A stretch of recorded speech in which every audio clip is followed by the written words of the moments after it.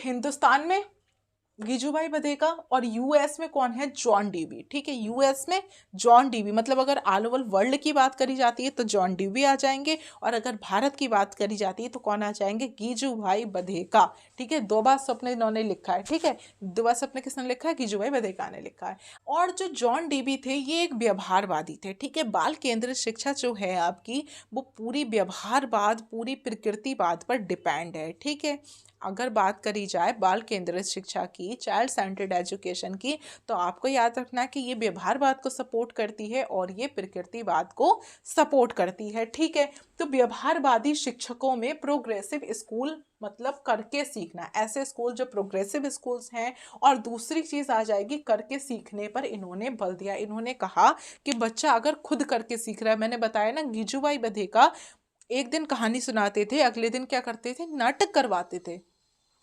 तो उसमें बच्चा क्या करता था, चीजों को सेल्फ से करके सीखता था। ठीक है, अब क्या आ जाता है, कक्षा में समूह शिक्षण व निरीक्षण, मतलब आप बच्चे को जब पढ़ा रहे हो तो समूह बनाओ उनके। ठीक है, आप क्या करो, जैसे कक्षा में अगर 25 बच्चे हैं तो 5-5 का समूह बनाओ, उस समूह में से एक बच्चे को लीडर बनाओ। ठीक है, और हर बार वो लीडर, हर दिन वो लीडर चेंज होना चाहिए। इससे क्या होता है, बच्चे के अंदर लीडरशिप डेवलप होती है और समूह के वजह से उसके अंदर सहयोग की भावना डेवलप हो जाती है। ठीक है, अब क्या कहते हैं, ये करके सीखना समूह में, और कहते हैं शिक्षण व निरीक्षण, मतलब आप समूह में बच्चे का शिक्षण करो, और जब समूह बना दिया, बच्चा खुद सीख रहा है, बच्चा करके सीख रहा है, उस समय टीचर क्या करे, बारी बारी से एक एक समूह में जाए और उस समूह का बढ़िया करके निरीक्षण करे। ठीक है, अब आ जाता है बच्चों के अनुभव अभिव्यक्त। देखो मैंने थोड़ा थोड़ा इसे शॉर्ट करके लिखा है, तो आप बच्चे को ऐसे पढ़ाओ, उससे इस तरह से क्वेश्चंस करो कि बच्चे आपके साथ में अपने अनुभवों को शेयर करें। ठीक है,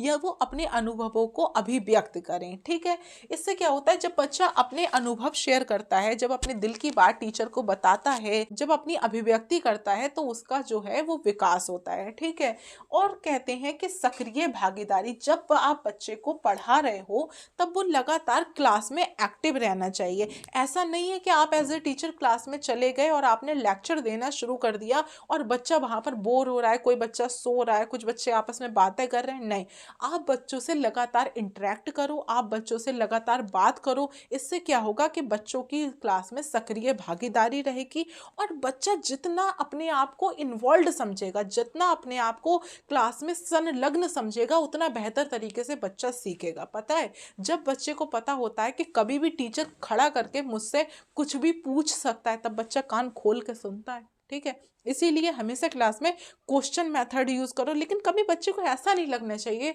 कि आप उसकी बेइज्जती कर रहे हो या आपने उससे खड़े करके उसके ज्ञान की परीक्षा ले रहे हो। नहीं, बच्चे को ऐसा लगना चाहिए कि टीचर को ये बात पता नहीं है और टीचर मुझसे पूछ रहा है। क्लियर। अब आ जाता है आपका समूह कार्य। देखो समूह कार्य यहाँ पर हो चुका है, इसके बाद आ जाता है परियोजना विधि। आपको क्या करना है, परियोजना विधि को फॉलो करना है। परियोजना विधि कैसे, आपने समूह बनाया 7 बच्चों का और उनको काम दे दिया कि हर बच्चे को अलग कलर का पत्थर ढूंढ के लाना है। ठीक है, ये आपने बच्चे को क्या दे दी, परियोजना या कार्य दे दिया। आप बच्चे गए समूह में, उन्होंने अपना काम फाइनल करा और वो वापस वहां से आ गए। क्लियर। अब आ जाता है छात्रों का उचित वातावरण। एज ए टीचर आपको छात्रों के लिए एक उचित और अच्छा वातावरण बनाना होता है। ठीक है, परियोजना विधि। अब आ जाता है छात्रों के लिए उचित वातावरण, मतलब छात्रों के लिए ऐसा वातावरण होना चाहिए कि छात्र एकदम हैप्पी रहे, खुश रहे, मजे में रहे। ऐसा नहीं होना चाहिए उनको ऐसा लगे कि भाई ये टीचर तो अपना प्रभाव हम पे स्थापित करना चाह रहा है, या ये टीचर बहुत अपने आप को बन रहा है, या इसको लगता है कि हमको कुछ नहीं आता, ये हमारी ये बेइज्जती करना चाह रहा है। ऐसा नहीं होना चाहिए। कुछ टीचर होते हैं ऐसे महान जो बच्चे को खड़ा करते हैं और बच्चे से क्या कहते हैं, इसका मतलब क्या हुआ, इस क्वेश्चन का आंसर क्या हुआ। अब वो बच्चे को सिखाना नहीं चाह रहे हैं, वो बच्चे की इंसल्ट करना चाह रहे हैं कि भाई तुझको बिल्कुल नहीं आता, हमको बहुत आता, भाई आपको ये काम नहीं करना है। ठीक है, आप बच्चे से क्वेश्चन ऐसे पूछो कि बच्चे को ऐसा लगे कि आपको नहीं आता और आप बच्चे को वैल्यू दे रहे हो। ठीक है, जबकि आपको पता है आपको आता है। ठीक है, और अगर कभी कोई बच्चा क्लास में आंसर ना कर पाए तो फिर आपको पता होता है कि कौन आंसर कर सकता है, फिर उसको खड़ा करो और उसे भी खड़ा रहने दो, उससे भी क्वेश्चन का आंसर पूछो। जब वो बच्चा सही से आंसर बता दे फिर इस बच्चे से कहो कि आपको समझ आया, बोले हाँ समझ आया, बोले ठीक है तो आप बताओ इन्होंने क्या बताया। फिर वो बच्चा अच्छे तरीके से बता देगा, फिर आपने क्या करनी, क्लास में क्लैपिंग करानी है और उस बच्चे को बिठा देना। अब उस बच्चे को ऐसा नहीं लगेगा कि वो बता नहीं पाया, अब उसको लगेगा कि इसने भी बताया मैंने भी बताया, और क्लैपिंग किसके लिए हुई, हम दोनों के लिए हुई, ठीक है। तो इससे बच्चे के माइंड में कभी ये चीज़ नहीं आती, कभी क्या चीज़ नहीं आती भाई, कभी ये चीज़ नहीं आती कि भाई मुझको नहीं आता, ये मेरी बेइज्जती हो गई। और ना वो तीसरा बच्चा जो पीछे बैठा हुआ है ना, वो भी उससे कहेगा तो ये तो बता ही नहीं मिला, क्वेश्चन सर जी ने पूछा, ये मैम ने पूछा, अरे तुझे तो पता ही नहीं। ये वाला सीन नहीं होता फिर क्लास में, ठीक है। और उसको ऐसा नहीं लगना चाहिए कि उसकी बेइज्जती हो गई, ठीक है। अब आ जाती है छात्रों को उचित वातावरण, क्लियर हो गया, ठीक है। छात्र कक्षा में नेतृत्व करते हैं। भैया सिंपल सी बात है, जब तुमने 6 बच्चों का समूह बनाया तो कोई बच्चा एक तो उनका लीडर बनाओगे। भाई उस समूह को क्या करना है, कैसे करना है, कितने समय अपनी फाइल सबमिट करनी है या कहाँ विजिट करना है, ये कौन बताएगा, ये लीडर बताएगा, ठीक है। अगर 7 बच्चों का समूह है तो एक लीडर होना चाहिए, उससे क्या होगा, उसके अंदर लीडरशिप डेवलप होगी और सहयोग की भावना बनेगी। अब ऐसा नहीं है आपने पूरे साल एक लीडर बना लिया 6 बच्चों का, भाई ये लीडर साहब यही बताएंगे सब कुछ, नहीं। हर बार आपने क्या करना है, लीडर चेंज करना। आज लीडर ये, कल को लीडर ये, परसों ये, पल्ले दिन ये, ठीक है। इस तरह से पढ़ाओ, बच्चा अच्छे से सीखेगा, अच्छे से समझेगा, ठीक। अब आ जाता है आपका, ये तो देखो यहाँ से कंप्लीट हो गया, समूह को सुविधा खत्म, ठीक है, ये वाला हो गया यहाँ पर। अब देखो, अब आ जाती है शिक्षण की नवीन उपागम, शिक्षण के नवीन उपागम। जब बाल केंद्रित शिक्षा शुरू हुई तब पढ़ाने का तरीका ही बदल गया। पहले कैसे पढ़ाते थे, गुरुजी आए और उपदेश दिया, छात्रों ने शांतिपूर्वक सुना, और अगर छात्र बीच में बोल गए तो फिर क्या हुआ, गुरु का अपमान हो गया। ये छात्र कैसा है, दुष्ट है, पापी है, क्यों, क्योंकि इसने गुरु का अपमान कर दिया। और वो अपमान कैसे करा, क्वेश्चन पूछ कर करा। तो भाई वो पहले का समय था, वो कौन सा समय था, वो राजतंत्र था, और आज लोकतंत्र है। मतलब शिक्षा होती है ना, उसमें शिक्षण होता है, और शिक्षण कितने प्रकार का होता है, 3 प्रकार का होता है। और पहले के समय में कौन सा होता था, राजतंत्रात्मक या फिर एक तंत्रात्मक, ठीक है।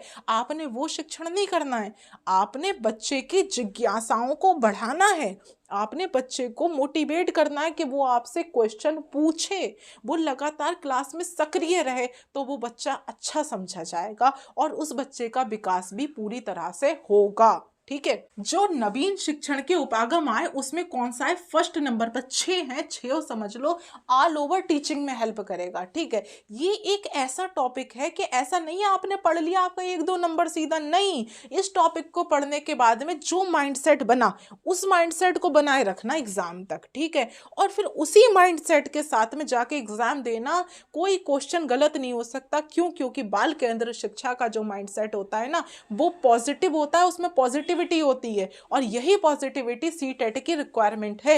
यही पॉजिटिविटी आपको सीटेट जो है आपसे इसकी मांग करता है कि एक टीचर के अंदर कौन सी पॉजिटिविटी होनी चाहिए, बाल केंद्रित शिक्षा की पॉजिटिविटी होनी चाहिए। वो बच्चे को अपना बॉस समझे, वो अपना हर कार्य, हर एक्टिविटी बच्चे को शामिल रखकर, बच्चे को सर्वोपरि रखकर, बच्चे के विकास को वैल्यू देकर रखे, ठीक है। अब देखो, कार्य क्रियापरक शिक्षण, क्रियापरक, क्रिया मतलब बच्चा उसमें क्या रहे, एक्टिव रहे, ऐसा आपको क्या करना है, शिक्षण करना है, ठीक है। बाल केंद्रित शिक्षण उपागम मतलब बच्चे को लगातार में सेंटर में रखकर क्या करना है, शिक्षण करना है। रुचिपूर्ण शिक्षण, भैया बच्चा बोर नहीं होना चाहिए। आपने पढ़ा दिया कि क्या पढ़ा दिया, बोले अब क्षय और अपर्दन, बोले चक्रवात। अब बच्चा कंफ्यूज है कि चक्रवात क्या है, अब क्षय क्या है, अपर्दन क्या है। आपने क्या करा, एक चूने की चट्टान लेकर आए, ऐसे लाकर रखी, ऊपर से उस चूने को धूप में रखा और ऊपर से डाल दिया पानी। अब क्या हुआ, अचानक चूना बिखर गया। बोले क्या हुआ, बोले अपक्षय हुआ या अपर्दन हुआ, ठीक है। या फिर आप उसे क्या करा, एक पहाड़ों के किनारे ले गए या पहाड़ ला के दिखा दिए, उसमें हवाएं चल रही हैं, नीचे की चट्टान जो है वो टूटती जा रही है और ऊपर चट्टान रह गई। जैसे आपने देखा होता है ना, ऐसे चट्टान होती है, यहाँ से हवा चली खा गई इसको और इधर निकल गई, क्यों, चट्टान नॉर्मल थी, मजबूत नहीं थी तो गायब हो गई। तो यहाँ क्या हुआ, क्षय हुआ कि अपरदन हुआ। ये सारी चीजें आपने क्या होती है, बच्चे को प्रैक्टिकल करके पढ़ाओ ताकि बच्चे के अंदर क्या हो, रुचि डेवलप हो। आप बच्चे को ये मत पढ़ाओ कि आटा खेत से आया, आप उससे ये पूछो बेटा लंच बॉक्स लाए हो, बोले हाँ लाए, बोले क्या क्या लाए, बोले रोटी लाए, बोले चावल लाए, कहाँ से आई रोटी, कहाँ से आया चावल, बोले मम्मी ने दिया, मम्मी कहाँ से लाई, बोले मम्मी ने तो पका के दिया, तो मम्मी लाई कहाँ से, बोले मम्मी नहीं लाई पापा लाए, बोले पापा कहाँ से लाए, बोले दुकान से लाए, बोले दुकान वाला कहाँ से लाया, बोले चक्की से लाया, चक्की में कहाँ से आया, बोले खेत से आया, बोले अच्छा तो खेत में किसने बनाया, बोले किसान ने बनाया, बोले कैसे बनाया, तब उसको समझ आएगा कृषि क्या होती है, तब उसको समझ में आएगा फसलें क्या होती हैं, तब उसको समझ में आएगा कि अनाज आखिरकार कहाँ से बनता है, कैसे बनता है, क्या प्रोसेस होता है। उसके अंदर इतनी रुचि जागृत कर दो, इतनी जिज्ञासा जागृत कर दो, इतना इंटरेस्ट पैदा कर दो कि वो चीज़ों को सीख जाए, उसको मजा आना चाहिए, वो बोर नहीं होना चाहिए। ठीक है, अब आ जाता है आपका सहभागी शिक्षण। सहभागी कहते नहीं है साथ में चलना, साथ लेकर चलो बच्चे को, अपने साथ में इन्वॉल्व करके सिखाओ। खुद सुप्रीम बन के ऊपर मत बैठ जाओ कि हाँ गुरुजी चेयर के ऊपर बैठ गए, बच्चे नीचे फट्टी पे बैठे हैं और वो सीख रहे हैं क्या, बोले हाँ जे कैसे होता है, ये क्या होता है, या उनको कुछ नहीं मिला टीचर को पढ़ाने के लिए तो दो एक दो, दो दूनी चार, वो काम आपने नहीं करना है। अगर आप गवर्नमेंट से सैलरी उठा रहे हो तो प्लीज़ आपसे रिक्वेस्ट है कि बच्चे को कैसे पढ़ाओ, सहभागिता करके पढ़ाओ। शक्कर के दाने लेकर आओ ना थोड़े से और लाके जमीन पर डालो और बच्चे से कहो कि इंतजार करो चींटियों का आने का, फिर बच्चों को देखो कैसे इंटरेस्ट पैदा होता है, कैसे वो चीजों को सीखते हैं। 2 बच्चों को भेजो स्कूल के बाहर से 4 पौधे उखड़ के लाओ, फिर बताओ ये झकड़ा जड़, ये मूसला जड़, ये जड़ या ये वो जड़, इस तरह से बच्चे को सिखाओ ताकि बच्चा उसमें इन्वॉल्व हो, ताकि बच्चा सहभागी रूप से सक्रिय होकर सीखे। ठीक है, अब आ जाता है आपका बहुस्तरीय शिक्षण। जो आप शिक्षण कर रहे हो ना उसको बहुत स्तरों पे सिखाओ। सबसे पहले बच्चे को चिंतन स्तर, अवबोध स्तर या रटंत वाला कैसे पढ़ाना है, किस तरह से पढ़ाना है। ठीक है, अब आ जाता है आपका बहुकक्षा शिक्षण। बहुत सी कक्षाओं के साथ में उनको इन्वॉल्व करो। अरे कभी जरूरी थोड़ी ना बच्चा 5वें का 5वें में ही पढ़े, कभी ले जाओ छठे में ले जाकर बिठा दो, बच्चा सीखेगा उनसे। कभी ले जाओ सेकंड में जाकर बिठा दो, बच्चा सिखाएगा उनको।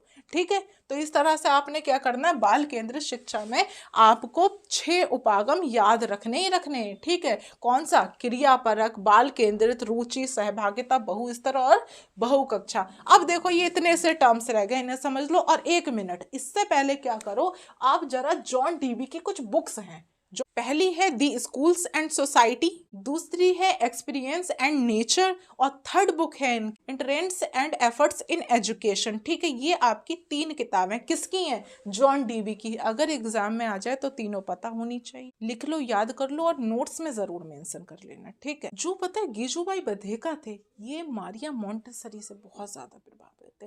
मतलब अगर हिंदुस्तान की मिट्टी पर मारिया मोंटेसरी को प्रेजेंट किसी ने करा है या मारिया मोंटेसरी के सिद्धांतों को किसी ने लागू करा है तो भैया वो गिजुभाई बधेका ने करा है। ठीक है, अब ये थोड़े से महत्वपूर्ण पॉइंट, ज्यादा कर आपको अभी तक पता होंगे लेकिन फिर भी एक नजर डाल लेते हैं। जॉन डीवी ने बाल केंद्रित शिक्षा का समर्थन किया। क्वेश्चन बन सकता है कि निम्नलिखित में से किस मनोवैज्ञानिक ने बाल केंद्रित शिक्षा का समर्थन करा, किसने करा, जॉन डीवी ने। ठीक है, दूसरा क्या बनता है, डीवी ने लैब विद्यालय, मतलब ऐसे विद्यालय जिनमें सारे ज्यादा कर काम लैब में होते हैं।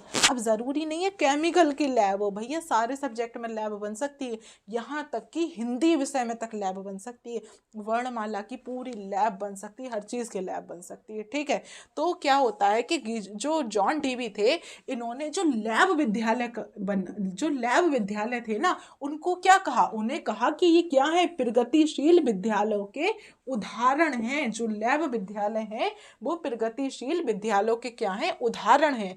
अब देखो, बाल केंद्रित शिक्षा केवल प्रस्तावित पाठ्य पुस्तकों पर आधारित, ठीक है, अनुदेशों में विश्वास नहीं करती, ना ही मात्र अच्छे अंकों को प्राप्त करने पर बल देती है। इन्होंने कहा हमें फर्क नहीं पड़ता बच्चे के एग्जाम में कितने नंबर आए, और ना हमें फर्क पड़ता है कि बच्चे के पास पाठ्य पुस्तकें कैसी हैं, और ना हमें फर्क पड़ता है कि बच्चे का मैनेजमेंट कैसा है।